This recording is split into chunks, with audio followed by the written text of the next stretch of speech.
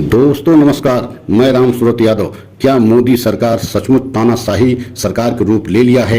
ऐसा हम इसलिए कह रहे हैं कि आज हमारे देश का जैसा माहौल बनता जा रहा है या बन गया है, उसको आप देख करके यही अंदाजा लगा सकते हैं कि क्या हमारे देश की सरकार एक तानाशाही सरकार के रूप में चल रही है। और आज हम कुछ तथ्यों को बताएंगे, कुछ बिंदुओं को बताएंगे, जिसे आप लोग सुन करके स्वयं अंदाजा लगाइए कि क्या हमारे देश की सरकार, खासकर मोदी सरकार, इस समय एक तरीके से तानाशाही सरकार के रूप ले लिया है या नहीं लिया है। आप सभी निर्णय लीजिए। आप कल्पना कीजिए, आज 1 महीने से अधिक हो गया हमारे देश की महिला पहलवान जो है धरने पर बैठी हैं। आप यह भी सोच करके हैरान होंगे कि यह वह महिला पहलवान हैं जिन्होंने पदक मेडल जीत करके देश का नाम रोशन किया, देश का झंडा को फहराया, देश को एक तरीके से गौरव बढ़ाया। लेकिन आज वही महिला पहलवान 1 महीने से अधिक का समय हो गया और धरना प्रदर्शन पर बैठी हुई हैं। और धरना प्रदर्शन पर बैठने का उनका जो मुख्य कारण है, उनके ऊपर उनके साथ यौन शोषण किया गया है। आप कल्पना कीजिए कि इतनी बड़ी घटना उनके साथ हुई है और अपने ऊपर हुई घटना के लिए न्याय पाने के लिए महिला पहलवान धरना प्रदर्शन पर बैठी हैं।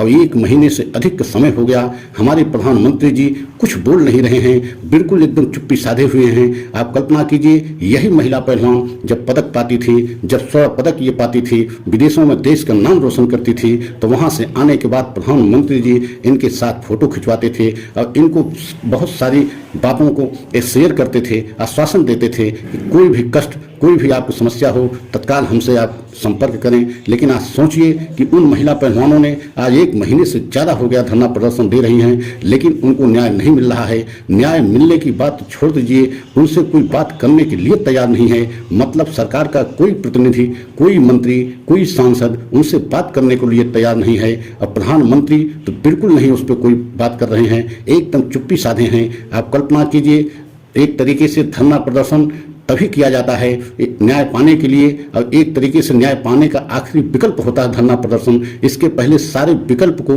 आजमाया जाता है जिससे कि इंसान को न्याय मिल जाए, लेकिन जब न्याय नहीं मिलता तो यह आखिरी विकल्प के रूप में धरना प्रदर्शन पर बैठना पड़ता है। और महिला पहलवान, आप कल्पना कीजिए कि इनका कितना नाम है पूरे देश में, इनका एक तरीके से अपनी पहचान है, अंतर्राष्ट्रीय स्तर पर भी इनकी पहचान है।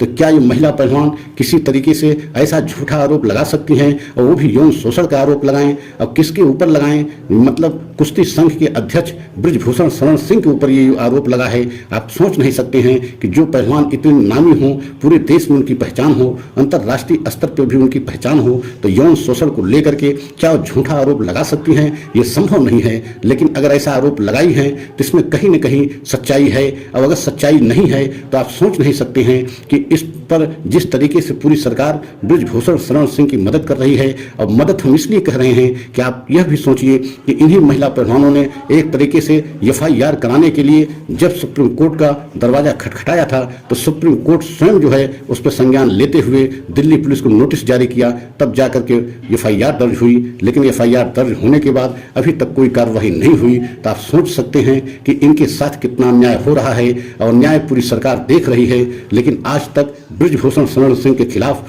कोई जो है कार्रवाई नहीं की गई, न उनकी गिरफ्तारी की गई। और आप एक और घटना का उदाहरण देखिए, उससे भी आपको लगेगा कि क्या हमारे देश की सरकार इस समय पूरी तरीके से तानाशाही के रूप ले लिया है। संसद भवन इस समय बन के तैयार है, और 28 तारीख को, मतलब 28 मई को उसको उद्घाटन जो है प्रधानमंत्री मोदी जी करेंगे। और पूरे देश की 20 विपक्षी पार्टियां एक तरीके से उसको उद्घाटन को लेकर के बहिष्कार कर दिया है। और बहिष्कार करने का उनका मतलब और मकसद सिर्फ यही है कि यह उद्घाटन राष्ट्रपति के द्वारा कराया जाए, क्योंकि सदनों के, दोनों सदन के एक तरीके से प्रभारी, या ये कहा जाए कि पूरे एक तरीके से सदन के मालिक, या सदन के एक तरीके से सब कुछ कहा जाए तो राष्ट्रपति होती हैं। और दोनों सदनों को एक साथ संबोधन करने का भी अधिकार राष्ट्रपति का है। और दोनों सदनों में कोई भी बिल कानून जब पास हो जाता है तो वह भी आखिर में जो है राष्ट्रपति के पास जाता है, और जब तक राष्ट्रपति को उस पर मोहर नहीं लगती तब तक कोई कानून नहीं बनता।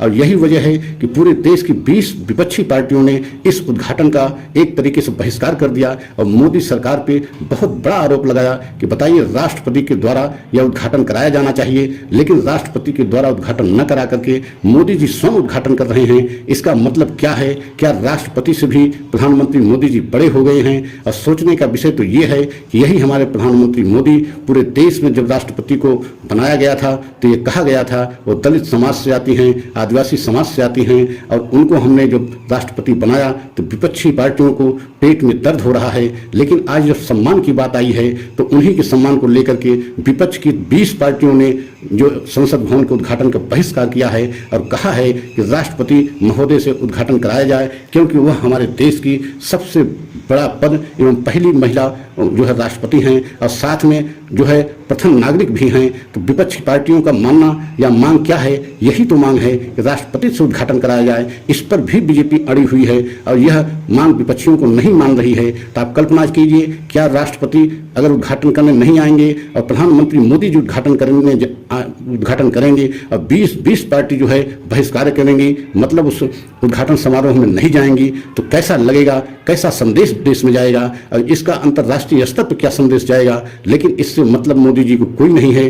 प्रधानमंत्री मोदी जी जो निर्णय ले लेते हैं उसको करके छोड़ते हैं। अब उनका निर्णय यही है कि विपक्ष की सारी पार्टियां बहिष्कार कर दें, कोई पार्टी उसमें न शामिल हो, लेकिन अगर प्रधानमंत्री को उद्घाटन करना है तो उद्घाटन करना है, इससे पीछे हटने के लिए तैयार नहीं है। तो क्या इस समय हमारे देश की सरकार एक तरीके से तानाशाही सरकार के रूप ले लिया है? यह हम इसलिए कह रहे हैं कि इन कामों से ऐसा लग रहा है कि हमारी सरकार एक तरीके से तानाशाही के रूप ले लिया है। और अगर सभी देशवासियों को हमारा सच अच्छा लगा हो तो लाइक सब्सक्राइब करें, अगले सच की प्रतीक्षा करें, कमेंट के द्वारा अपनी राय दें। जय हिंद, जय भारत।